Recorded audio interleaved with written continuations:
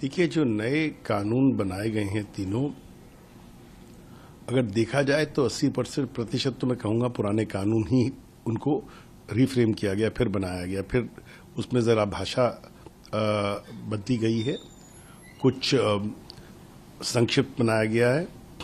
इसलिए मूलतः मुझे लगता है कि ज़्यादा बदलाव नहीं आया है, लेकिन कई बदलाव आए हैं, जैसे कि टेक्नोलॉजी का यूज़, उसको बहुत महत्वपूर्ण माना गया है और उस पर बहुत फोकस किया गया है।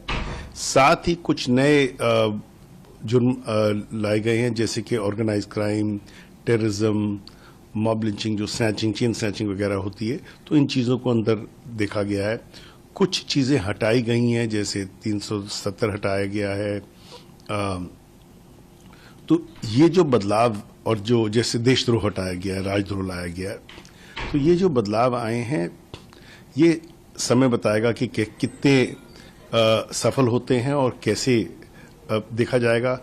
एक जगह नजरिया जरा ये डालना पड़ेगा, क्योंकि देशद्रोह जो था, राजद्रोह जो था, वो एनआईए तफ्तीश इन्वेस्टिगेशन करती थी, और ये जो देशद्रोह डाला गया है, अभी ये एनआईए एक्ट में बदलाव नहीं लाया गया है। तो ये बदलाव आएंगे। जब भी एक नया कानून लाया जाता है तो समय के साथ, जैसे सरकार को या संसद को या अदालतों को लगता है कि इसमें कुछ कमी पेशी है, तो अदालत उसमें इंटरप्रिटेशन देते हैं, उसका मान्य देते हैं, और संसद उसमें बदलाव ला सकती है। तो ऐसी कोई तकलीफ मेरा मानना नहीं है। देखिए, हिंदुस्तान में, भारत में कानून आते रहे, बदलते रहे, लेकिन हम लोग, वकीलों का ये काम है, जजेस का ये काम है कि जब नया कानून आए उसको पढ़ो और उसको लागू किया जाए। सर, क्या इस नए कानून में जिनके अधिकारों को बढ़ाया गया है, जैसा सुनने में आया था कि जो कस्टडी का पीरियड है, जो पहले 15 दिन में कस्टडी लेनी होती थी, अब वो बढ़ाकर 2 महीने और 3 महीने तक का 60 डेज एंड 90 डेज का टाइम इसमें दिया गया है। तो ये कैसे इसको वो करेगा सर?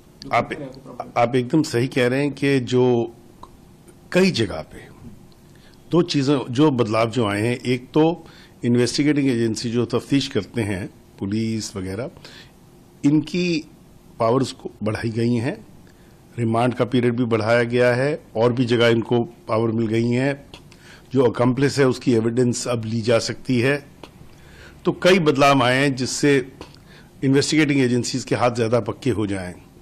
लेकिन जो रिमांड का पीरियड बढ़ा है, उसके साथ एक और प्रोविजन है जो हमें देखना चाहिए कि रिमांड मांगना अकेला बेल पे असर नहीं करेगा। तो वो लोगों ने देखा, कुछ बैलेंसिंग की गई है। तो कुछ हद तक तो मुझे लगता है कि एक तो पुलिस पावर्स कुछ बढ़ाई गई, दूसरी चीज जो है कि कई जगह जो भाषा का इस्तेमाल किया गया है, उसका तात्पर्य नहीं दिया, उसकी डेफिनेशंस नहीं दी, उसकी मीनिंग नहीं दी। अब वो कैसे अप्लाई होता है? ब्रॉडली अप्लाई होता है। जो इन्वेस्टिगेटिंग एजेंसीज है वो तो चाहेंगी कि ज्यादा से ज्यादा अप्लाई करें।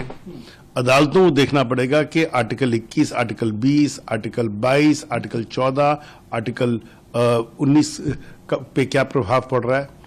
तो ये जो वर्किंग है, ये जो आगे चलेंगे कानून जब लागू किए जा रहे हैं, तो ये हमें दिन प्रतिदिन पता लगेगा कि जो हमारे हक हैं, मूल हक हैं संविधान में, उन पे असर है कि नहीं।